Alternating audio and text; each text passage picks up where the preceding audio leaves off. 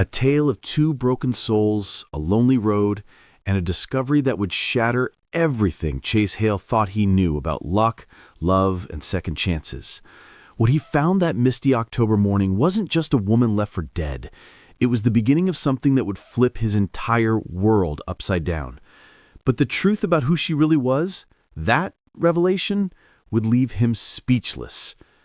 This is a story about losing everything, finding hope in the most unexpected place, and realizing that sometimes fate has a twisted way of putting the right people on the wrong roads at exactly the right time. Before we continue, please tell us, where in the world are you tuning in from? We love seeing how far our stories travel. The October fog hung thick and low that morning, clinging to the ground like a heavy blanket.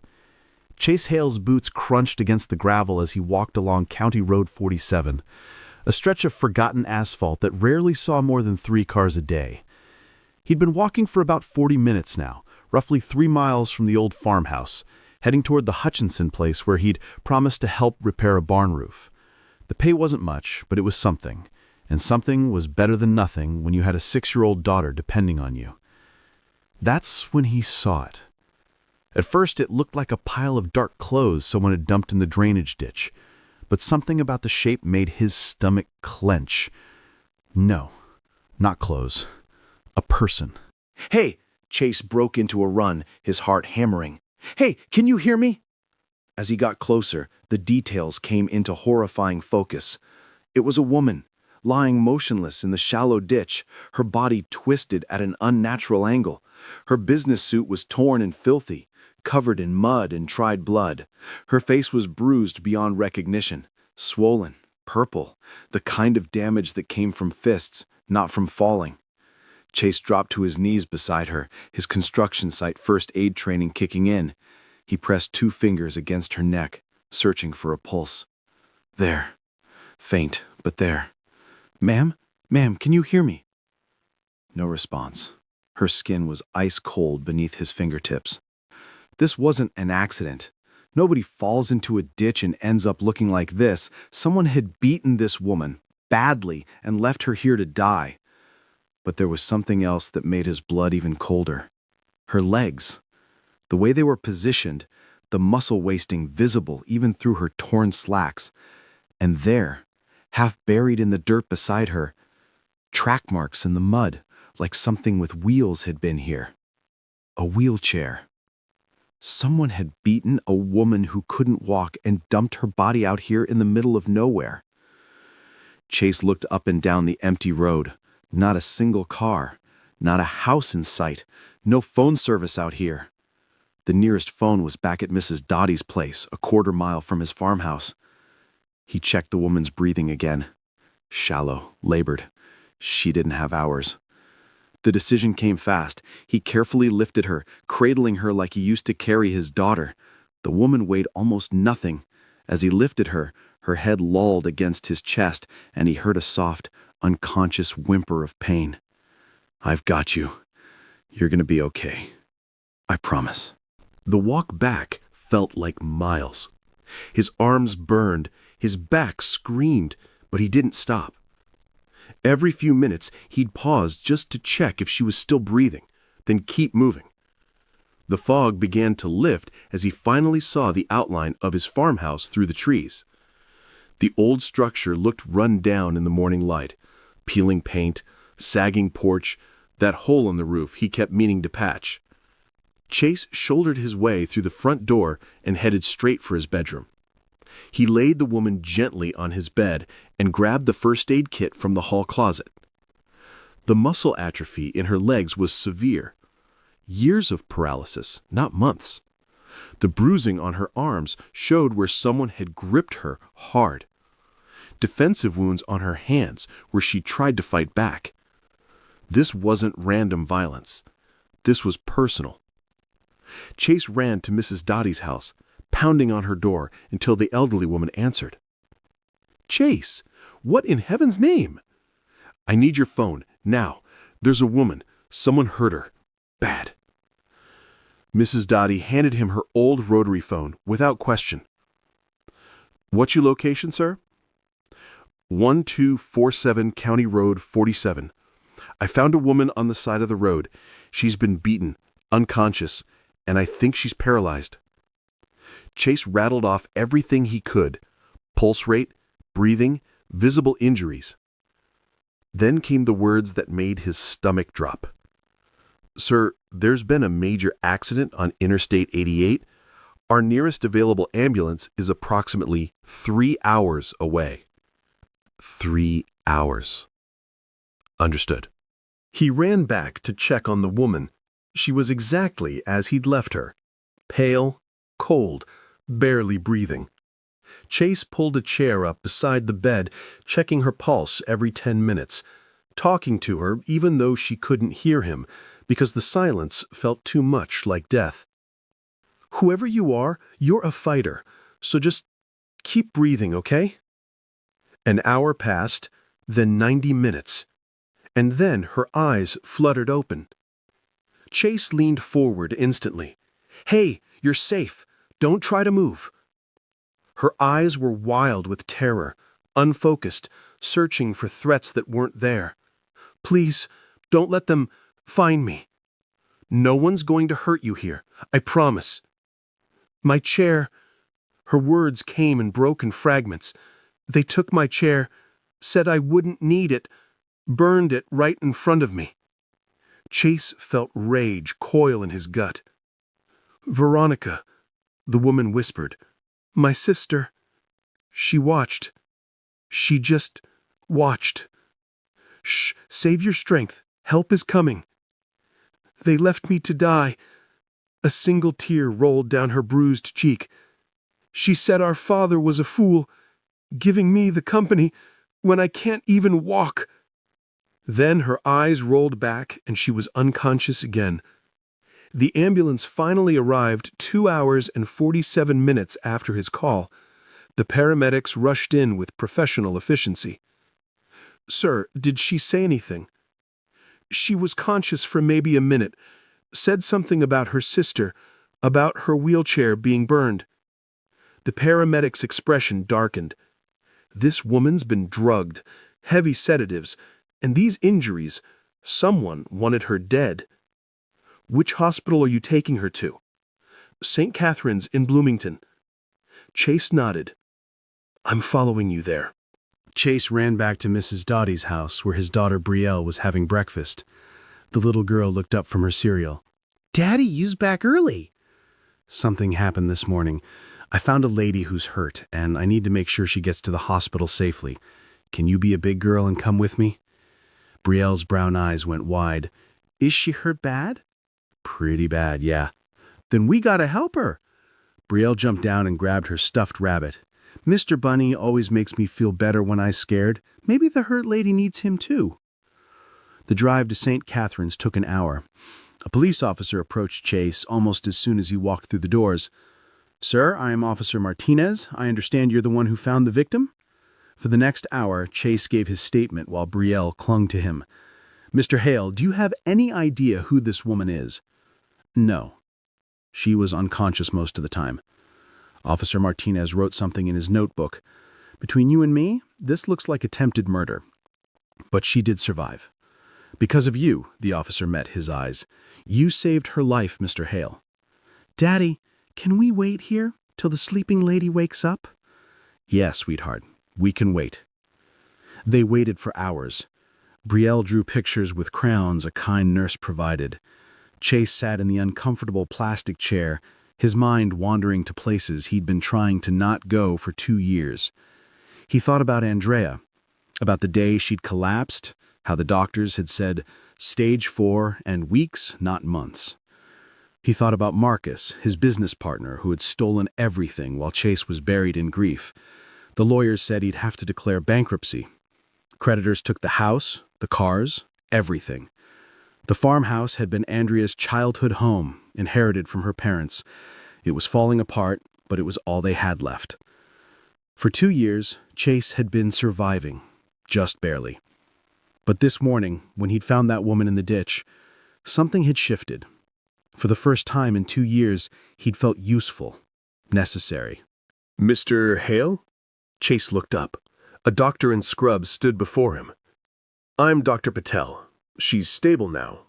Critical, but stable. She has 3 cracked ribs, severe contusions, and evidence of long-term paralysis. Someone also drugged her heavily. This was a planned attack." Chase felt sick. "Can she have visitors?" "Not yet. She's unconscious and will likely remain that way for at least another day." That evening, after tucking Brielle into bed, Chase sat on the porch steps and looked up at the stars. He thought about the woman lying in that hospital bed, about the terror in her eyes, about whoever had hurt her and why. Tomorrow, he'd go back. He'd keep his promise to Brielle. The stars offered no answers, but they rarely did. Chase woke to Brielle bouncing on his bed at 6 a.m. "Daddy, we gotta go see the hurt lady." They arrived at St. Hatherine's at 8:30. The nurse smiled when she saw them. "Back again? She's still unconscious, sweetie, but I bet she'd love to see your drawings when she wakes. Can we put them on her wall?" "I think that would be wonderful." In the private room, Chase saw the woman in proper lighting for the first time. She was younger than he'd thought. Early 30s, maybe? Even with the bruising, he could see delicate features, high cheekbones, long blonde hair, the kind of face that belonged in boardrooms, not beaten and left to dead. Brielle placed Mr. Bunny on the bedside table. "There, now you won't be lonely." Hours passed. At 11 a.m., Officer Martinez appeared in the doorway. "Mr. Hale, we have an ID, and this situation is a lot bigger than we initially thought." Chase's stomach tightened. "Who is she?" Officer Martinez pulled out a photograph. "Her name is Valentina Cross, CEO of Cross Technologies. She's been missing for 2 days." Chase stared at the photograph, then at Valentina in the bed. Cross Technologies. He knew that name. One of the biggest tech companies in the country, worth billions. Her family? They're the ones who did this? "We're investigating. But this woman had 70% ownership of a multi-billion-dollar company. Certain people apparently thought her wheelchair made her unfit to lead." Officer Martinez's expression hardened. "We're looking at her stepsister and several board members." Someone had tried to murder her for money, for power. "We'll need you to testify when this goes to trial." Chase nodded slowly. "Whatever she needs." "Daddy," Brielle tugged his sleeve, "what's a CEO?" "It means she's in charge of a big company, sweetheart. A very important person." "But she's hurt real bad. Being important doesn't stop people from being hurt, does it?" "No, baby, it doesn't." "Maybe she needs friends more than she needs being important. Friends don't leave you in ditches." Chase reached over and smoothed his daughter's hair. "You're absolutely right, sweetheart." The next day, Valentina was still unconscious. Chase and Brielle came again. On the 3rd day, Brielle brought a book. "Can I read to her, Daddy? Mommy used to say that sick people can hear stories even when they're sleeping." "Yes, sweetheart. I think she'd like that." So Brielle read, stumbling over words, making up funny voices. Chase watched and felt something stir in his chest. Hope, maybe. Or just the strange comfort of feeling needed again. On the 4th day, everything changed. They arrived to find Valentina's room bustling with activity. The crowd parted, and he saw her, awake. Sitting up in bed, looking pale but unmistakably conscious. Her dark eyes landed on Chase. "You," she said, her voice hoarse, "you're the one who found me." "Yeah, that was me. The nurses told me. They said you carried me 3 miles and saved my life. Anyone would have done the same." "No." Valentina's voice was firm. "They wouldn't have. Most people would have kept walking, especially once they realized," she gestured to her legs, "once they realized I couldn't walk." "You're not broken," Chase said before he could stop himself. Their eyes met and held. "Daddy, can I say hi now?" Valentina's expression softened. "Is this your daughter?" "This is Brielle. Brielle, this is Valentina Cross." "You's got a pretty name. It sounds like a princess name." Valentina's laugh was weak but genuine. "Not quite, sweetie. I left my bunny for you so you wouldn't be lonely. Did he help? Valentina's eyes filled with tears. She reached for the stuffed rabbit. He helped very much. Thank you, Brielle. A suited man cleared his throat. Miss Cross, we should let you rest. No, give me a few minutes alone with Mr. Hale and his daughter. Please. The room emptied. Valentina studied Chase. She set Brielle down. He chose his words carefully. 2 years ago, I lost my wife to cancer, lost my business to a crooked partner, lost everything except my daughter and an old farmhouse. He met Valentina's eyes. I know what it feels like when the world kicks you when you're down. So when I saw you in that ditch, I wasn't going to be one of those people who walks away. Valentina's expression shifted. They tried to kill me, she said quietly. My stepsister Veronica and 3 board members. They drugged me, drove me out to that road, and destroyed my wheelchair. Burned it while I watched. Veronica said our father was a fool for leaving me the company when I can't even walk. Chase felt rage coil in his gut. That's evil. Yeah, but I had been gathering evidence of their embezzlement for months. They decided to remove the problem. Except the problem is still here, Chase said firmly. Because of you. Valentina's voice dropped to a whisper. You saved my life, Chase Hale. You don't owe me anything. Yes, I do. And more than that, I don't have anyone. No family I can trust. For days, the only people who came were a stranger and his 6-year-old daughter. Chase thought about his own isolation since Andrea's death. Yeah, I know exactly how that feels. Their eyes met again, and this time the connection was undeniable. Look, Daddy, this machine shows her heartbeat. Brielle pointed excitedly. Valentina laughed, and the sound transformed her face. Chase found himself smiling too, something warm unfurling in his chest. Maybe that morning on the foggy road had been the start of something neither of them could have predicted, something that looked a lot like hope. Over the next 2 weeks, Chase and Brielle became fixtures at St. Catherine's. They visited every day. Chase brought soup and conversation. Brielle brought endless drawings and stories. Valentina began to heal. The bruises faded. She could sit up without wincing. But without her wheelchair, she was trapped. The custom one I had took 6 months to build, she explained one afternoon. It was designed specifically for my needs. It cost more than most people's cars. And they just destroyed it. Poured gasoline on it and lit a match. Valentina's voice was matter-of-fact, but Chase saw the pain. You're not helpless, Chase said firmly. You're running your company from a hospital bed and building a case against people who tried to murder you. That's not helpless. Valentina smiled, but it didn't reach her eyes. The hospital is discharging me next week, but I can't go back to my penthouse, it's a crime scene, and I can't go to a facility because Veronica tried to have me committed. If I check in voluntarily, it gives credibility to her story. So where will you go? I don't know. Chase opened his mouth, closed it, then opened it again. The offer was crazy, but he remembered that morning. He remembered Andrea's words. Promise me you'll stay open to love. Stay with us, he heard himself say.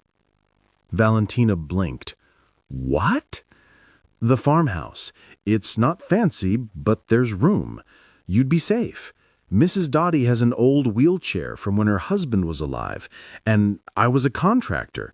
I can build ramps, modify things. Chase, why would you do this? Because I don't see CEO Valentina Cross. I just see someone who needs help. Brielle tugged his sleeve. Can I give her Mr. Bunny now, Daddy? Valentina watched the little girl. You're a good man, Chase Hale. I'm just a man trying not to drown. Maybe we can tread water together for a while. She laughed through her tears. Okay, but I'll help too. With the house, expenses. I'm not dead weight. Chase smiled. Deal. The next 3 days were a whirlwind. Chase borrowed the old wheelchair and spent every hour working on the farmhouse, building a ramp, modifying the bathroom, creating a desk from reclaimed wood. Mrs. Dottie brought casseroles and blankets. "Make her feel like family," she said. The day Valentina was discharged, Chase drove to the hospital. Brielle bounced in her seat, chattering about everything she'd show Valentina. Valentina was waiting, dressed in simple jeans and a sweater. She looked nervous. "Ready?" Chase asked. Valentina stared at the old wheelchair, then lifted herself into it with practiced efficiency. "It's perfect," she said.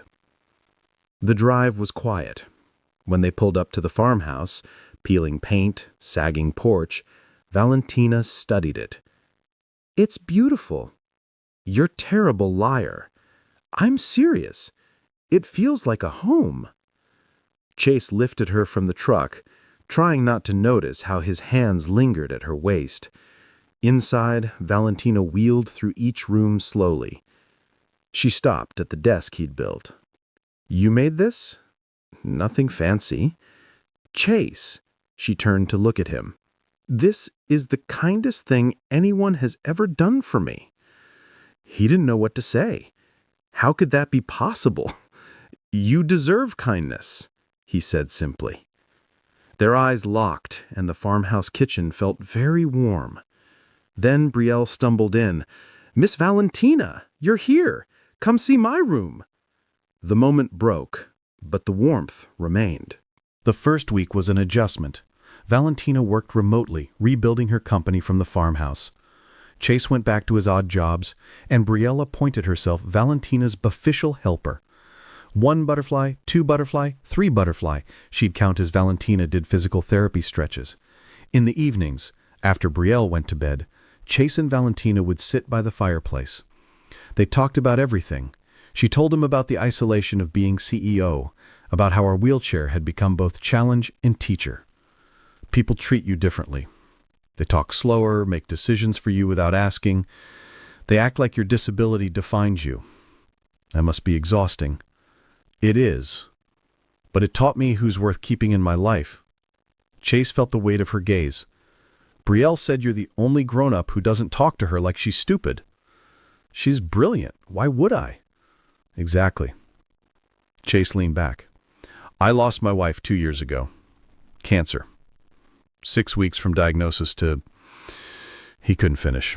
Then my business partner stole everything. Lost the house, the business. Ended up here because this was all we had left. I'm sorry, Valentina said softly. The grief is one thing, but the isolation after? People stopped calling because they didn't know what to say. I understand that, Valentina said. When I had my writing accident, half my friends vanished. I wasn't convenient anymore. They sat in silence, 2 people who'd been left behind, finding understanding in each other. Can I ask you something? Valentina's voice was tentative. Anything. Why aren't you angry? He considered carefully. I was angry. For months.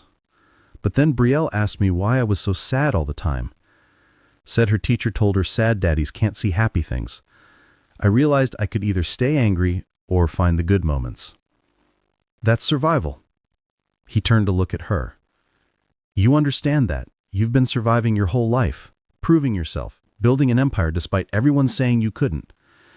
Chase, I don't think you realize how extraordinary you are. You saved my life. You opened your home. You treat me like a person, not a charity case. You just see me.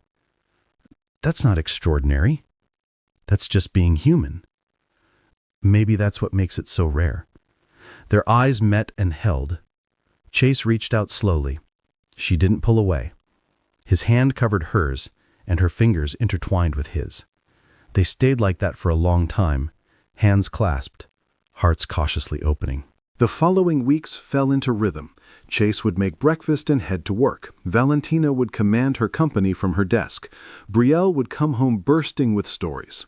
Miss Valentina, look, I drawed you a picture of a CEO. This is wonderful, Brielle. I especially love the butterfly wings. That's 'cause you're magical. Chase watched these interactions with a heart that felt too full. One evening, Valentina insisted on helping with dinner. They worked side by side, and Chase felt something shift. After dinner and Brielle's bedtime, Chase came downstairs to find Valentina on the floor doing exercises. "Need a spotter?" he asked. "Always." He sat beside her, counting reps. The exercises were grueling, but she pushed herself hard. "Enough," Chase said finally. "You're going to hurt yourself." "One more set." "Valentina." His hand covered hers. "It's enough." She looked at him, breathing hard, then nodded. "Help me back?" He lifted her carefully into the wheelchair, but instead of wheeling away, she stayed close. "Thank you," she said softly, "for not treating me like I'm fragile. You're the least fragile person I know." "I feel fragile around you, in a good way, like it's okay to not be strong all the time." Chase crouched down so they were eye level. Valentina's hand came up to rest against his cheek. "Chase, I think I'm falling for you, and that terrifies me." His heart hammered. "Why?" "Because I've lost everything once. I don't think I could survive losing you, too." Chase covered his hand with hers, kissing her palm. "You're not going to lose me." "You don't know that." "No, but I know that finding you was the first time in 2 years I felt like my life had purpose. I know that hearing you laugh with Brielle makes me happier than I thought possible. I know that when I come home and see you here, I feel like maybe I didn't lose everything. Maybe I just found something different." Valentina's eyes filled with tears. "That's the most beautiful thing anyone's ever said to me." "Then people have been saying the wrong things." She pulled him closer, and he wrapped his arms around her. They held each other, two broken people discovering that sometimes broken pieces fit perfectly. The next morning, Brielle found them asleep by the fireplace. Chase in the chair, Valentina in her wheelchair, hands still intertwined. "Daddy, you's holding hands with Miss Valentina." Chase jolted awake. "What's wrong, sweetheart?" "Nothing's wrong, but you like her, which means maybe we're going to be a family." Valentina laughed. "Good morning, Brielle." "Is it true? Do you like my daddy?" Valentina looked at Chase. "Yes, I do. Very much. Is that okay?" Brielle's face split into the biggest smile. "It's the best! Can we have pancakes to celebrate?" As Chase made breakfast, he watched Valentina and Brielle at the table. "This," he thought. "This is happiness." 3 weeks in, Valentina's new custom wheelchair arrived. The sleek, high-tech chair looked like it belonged in a sci-fi movie. "It looks like a spaceship." But before Valentina transferred to it, Brielle appeared with butterfly stickers. "For good luck." Valentina looked at the expensive chair, then at the little girl. "You're right. Where should we put them?" 20 minutes later, the sleek black wheelchair was covered in sparkly butterflies. During her video conference that evening, a board member commented on the stickers. "A gift from a friend," Valentina said smoothly, "to remind me what really matters."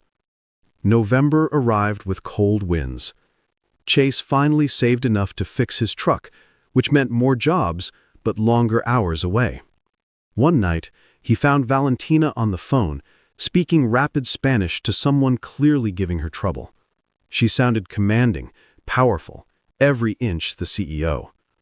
When she hung up, she looked drained. "Tough call?"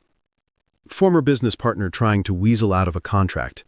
He thought he could push me around because..." She gestured to her wheelchair. "What did you tell him?" Valentina's smile was sharp. "I told him I survived attempted murder. I'm not afraid of him." Chase laughed. "Remind me never to cross you. You're safe. You're not a business deal." "What am I, then?" She wheeled closer. "You're the person who makes me remember what it's like to feel safe.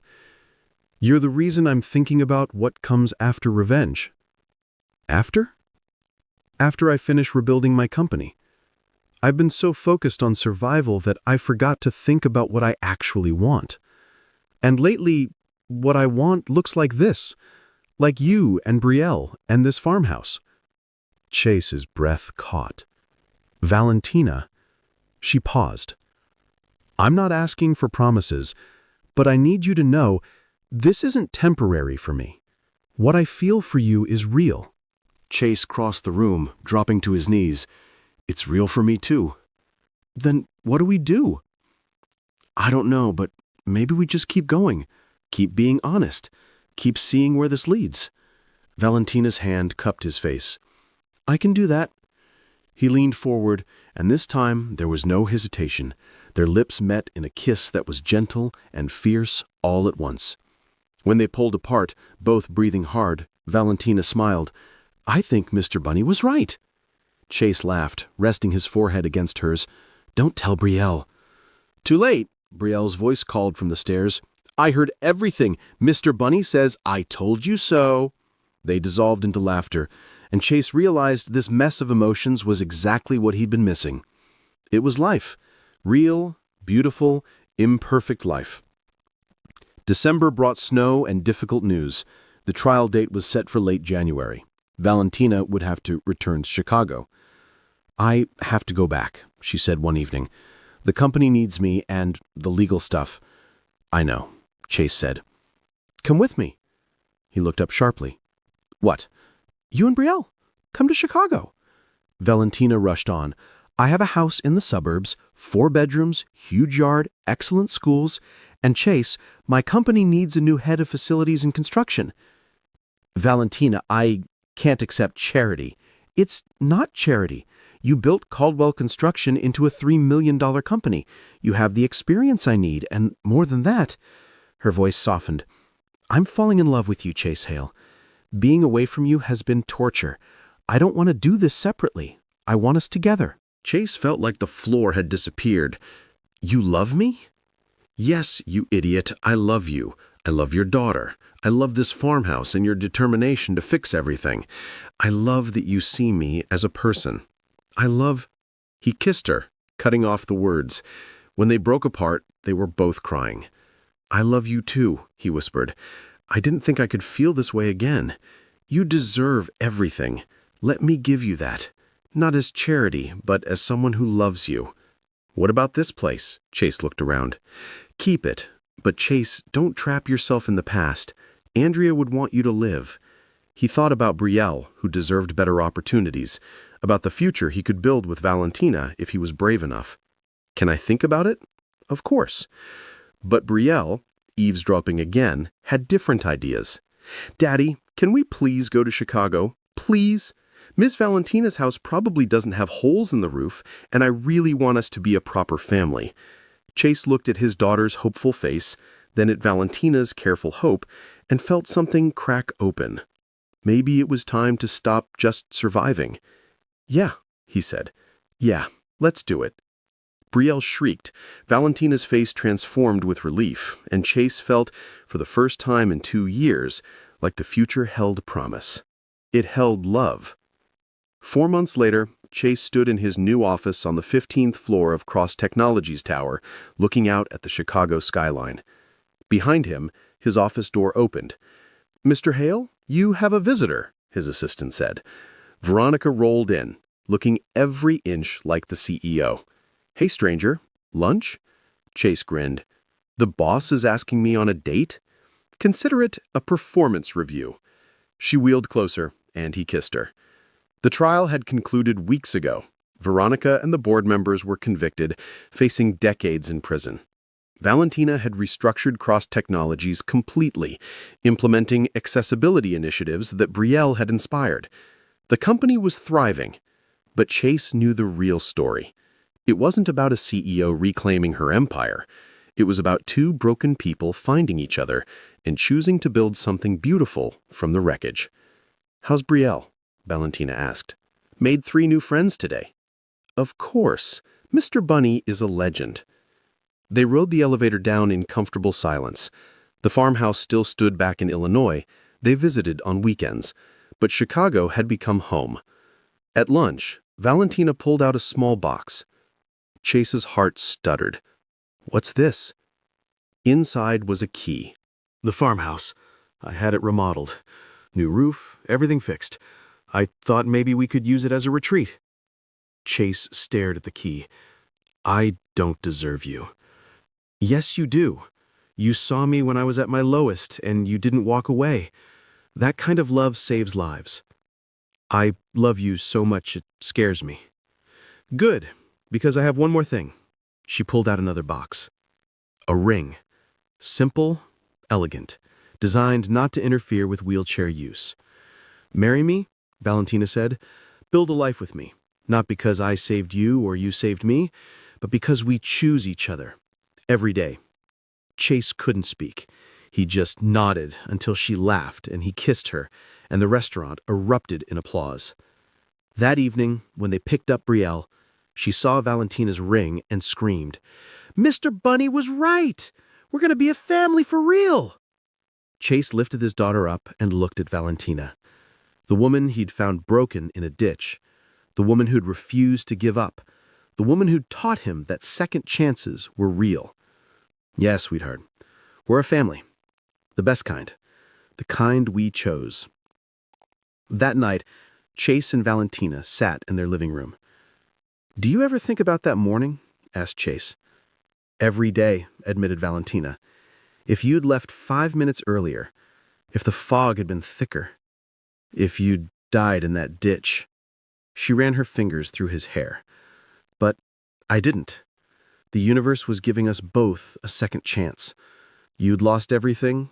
I'd been betrayed, left for dead, alone.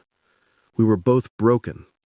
And broken things can be fixed," Chase finished, "or rebuilt into something better." He stood up, kneeling beside her chair. "I have something to say." "Okay." "I loved Andrea. Part of me always will. But loving you doesn't diminish that. You're not a replacement. You're exactly who I'm meant to be with right now." "Chase, and I know you're scared, but I need you to hear this. I don't see your disability. I see your strength. I see a woman who runs a billion-dollar company, who survived attempted murder, who decorates her wheelchair with butterfly stickers because a 6-year-old asked. I see real courage." "Stop, you're going to make me cry." "One more thing." He pulled out a ring he'd designed himself. Simple gold with coordinates inscribed inside of where he'd found her. "Valentina Cross, will you marry me? Not because I saved you, but because I choose you. Every day. For the rest of my life." She was crying fully now, nodding. "Yes. Of course yes." He slid the ring onto her finger and kissed her with everything he had. Outside, snow began to fall. Chase understood something fundamental. It's not about the disasters. It's about what you choose to do after. It's about the people you find in the wreckage, the hands you hold in the darkness, the love you build from broken pieces. 2 years ago, he'd lost everything. 6 months ago, he'd found a woman dying in a ditch. Today, he had a family, a career, a future. And tomorrow held even more. The road ahead stretched before them, but they'd walk it together. Or, in Valentina's case, roll it together. And that made all the difference. Sometimes the greatest treasures aren't found when you're searching. Sometimes they're discovered when you simply stop to help someone else. When you choose compassion over convenience. When you see past the broken exterior to the fighting spirit underneath. Chase Hale had found Valentina Cross on the worst day of her life. But really, they'd found each other. And in finding each other, they'd found themselves again. That was the real miracle. Not the survival, not the rescue, not even the love story. It was the reminder that no matter how broken you are, there's always a chance for something new. Something beautiful. Something worth fighting for. You just have to be brave enough to reach for it when it appears, unexpected and impossible, and absolutely perfect. Friends, if this story touched your heart the way it touched mine, if it reminded you of the power we all have to change someone's life with a simple act of kindness, please don't just watch and walk away. Hit that subscribe button and join our Everbells Stories family.